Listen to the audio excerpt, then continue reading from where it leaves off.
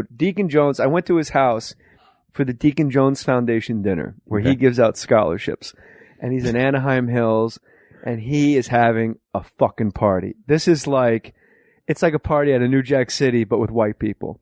Fantastic. Because he's like so OG. Yeah. That he can really, I mean, he's the OGest of G's. And for those of you, welcome from Bravo and, people that don't know who Deacon Jones is, he was a football player, probably the most defensive man to play football, the most dominating defensive football player that ever walked the planet pre-Ray Lewis.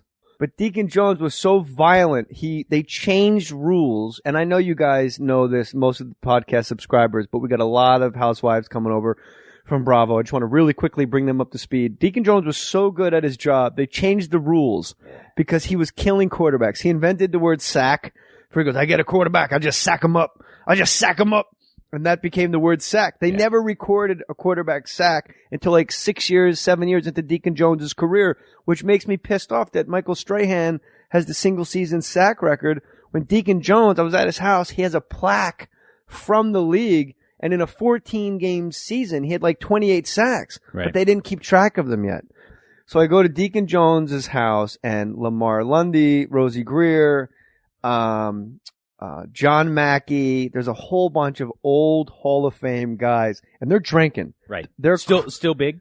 No, none of them are big. Right. Okay. But they're crunk, and they're crazy, and I think John Mackey, and if I'm wrong, forgive me, he just recently passed of dementia?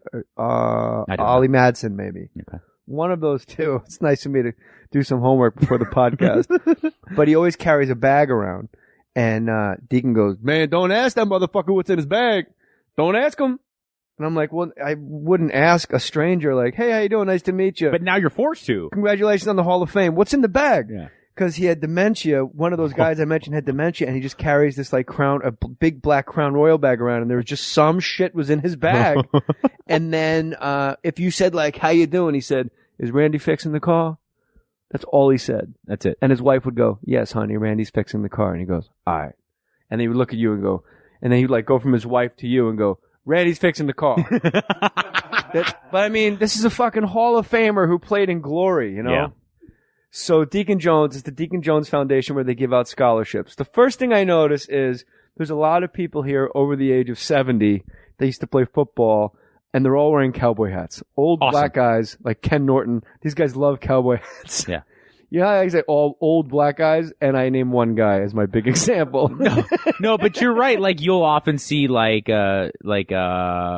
boxer, contentious relationship with, Muhammad Ali. Frazier. Yeah. You always see like Joe Frazier walk around town, like he's just geeking it with a cowboy Ollie hat. Madsen, John Mackey, they were all rocking cowboy hats. Deacon did not.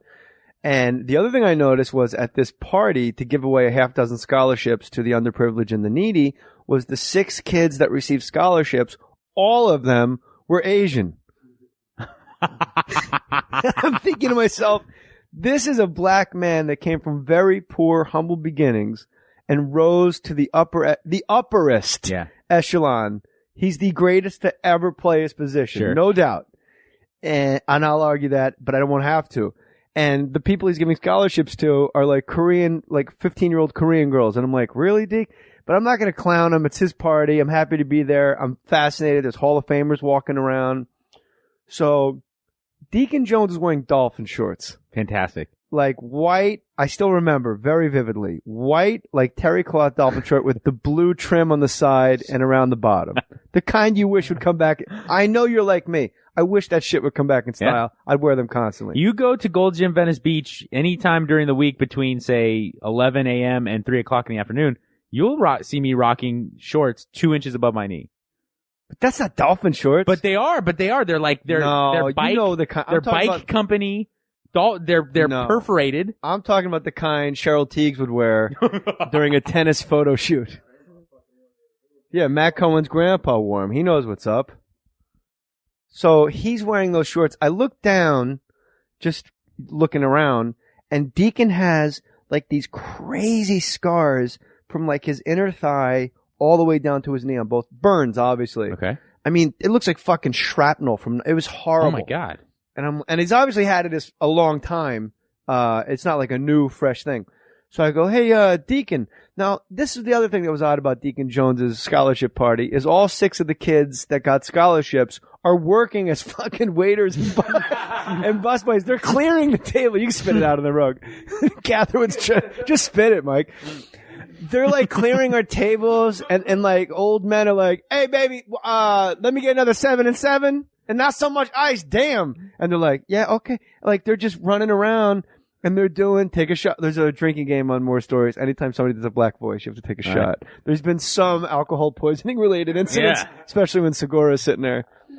And, so these girls and boys are like clearing our tables. They're wiping the table up. While these guys are like, they're literally playing dominoes and blackjack. Like it's a fucking crazy party. And I look at Deacon and I go, yes, like domino, motherfucker. Yeah, man, we roll Is Randy bones. fixing the car? You know what I'm saying? We throw bones. Randy's fixing the car. Randy's fixing the car. Oh, good. So, I go, Deacon, how'd you get the scars on your legs? And he goes, say what?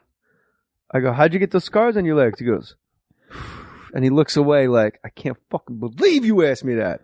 But he says to me, No, not like this. I could talk about this all day. You were getting right to the point of the Deacon Jones story.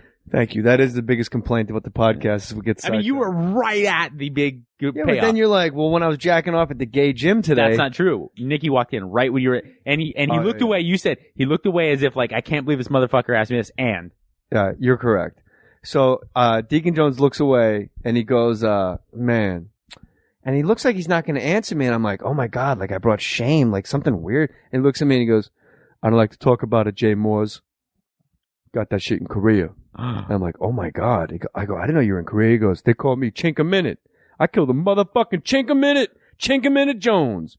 You go to North or South Korea. Shit. You fly over in a motherfucking airplane, you stick your head out the pilot window and yell, Chink a Minute, and those motherfuckers will run for the hills, cause I'm still a fucking threat. Meanwhile, there's a Korean girl, like they're all there. Like they are waiting on him hand and foot because he's giving them scholarships, and because they're Asian, I'm guessing to go to UCLA. right. It's not like, here's your ticket to San Jose State, beat it. 5 North, Asian. Get on the 5 Enjoy North. UC Santa Cruz. Yeah, don't look back. 5 North, have a ball. So he goes, Chink a Minute. And I go, all right. And like, I'm trying to get out of the conversation because it's super uncomfortable because there's all Korean people there. And he goes, shit, Chink a Minute Jones. I don't give a fuck. I killed a motherfucking Chink a Minute. I killed a motherfucking Chink a Minute. You know what a fucking minute is? And he leans into my face. He goes, and it's like, you know, he's been drinking vodka since like 3. He's like, fuck. Newport 100. He goes, fucking, you know what a minute is, Jay? I killed a fucking chink every goddamn minute. That's why I'm still a threat, goddammit. I'm like, okay, like, he's getting fucking heated about this shit. Like, I brought up some horrible, horrible Korean War memories for Deacon Jones. I help this Korean girl and boy and girl. There's 2 girls and a boy that are Korean. And I start helping them bust a table because I'm super uncomfortable because he's like, I kill a fucking Chink a Minute. Like he thinks they're fucking Mexicans. He doesn't know what's happening. So, I start helping them bust a table because I'm super uncomfortable. And I bring the plates inside and I take the plates from the 2 girls and the boy and I go, I got it. And I walk in the house and Deacon's wife, Elizabeth, is standing there. She's beautiful. She's great. She's terrific. She's a fantastic realtor in Anaheim area, Anaheim Hills. And I walk in, I go, Elizabeth, that was so uncomfortable. She goes, what happened? I go, I just asked Deacon how he got, I didn't know Deacon was in Korea. She goes, what? I go, Deacon was in Korea? That's how she goes, Deacon wasn't in Korea? Oh my God. I go, I just asked him how he got those scars on his legs and he like had a fucking temper tantrum about Korea. She goes, his mother spilt grits on him when he was a baby. Oh my. I go, he had fucking grits? He talked like he's going crazy. She goes, no, he's full of shit. You tell him I said he's full of shit. I'm like, oh, okay, sure. I walk back out. Now 10 minutes have gone by because I'm helping Elizabeth in the kitchen. I go outside and I want to go in the pool. And as I walk past the pool, he's like 40 feet to my right and I just hear, Chink a Minute. Like he's playing cards. And that's what he's just saying, like, fuck. It's almost like a fight broke out and some guy called him like an Uncle Tom. And then like an hour later he goes, fucking call me an Uncle Tom. But instead he's going, Chink a Minute. Goddamn Chink a Minute. Like no one else was in the conversation. Did you ever have the balls to go up and ask him about grits? No, cause he is, he's volatile. He's not, I don't want to say this the wrong way. and I mean this because he's not volatile, but he's a guy, he's earned so much OG respect Yeah. that just let him have his fucking story. Right. Like, and it's his party. I'm not, it's not the Real Housewives of the Anaheim Hills where I'm like, you told me you got those scars in Korea. Well, I talked to your wife and she said you got grits burnt on you when you were a baby. You're a liar. Read my blog on Bravo TV and I'll hash it all out.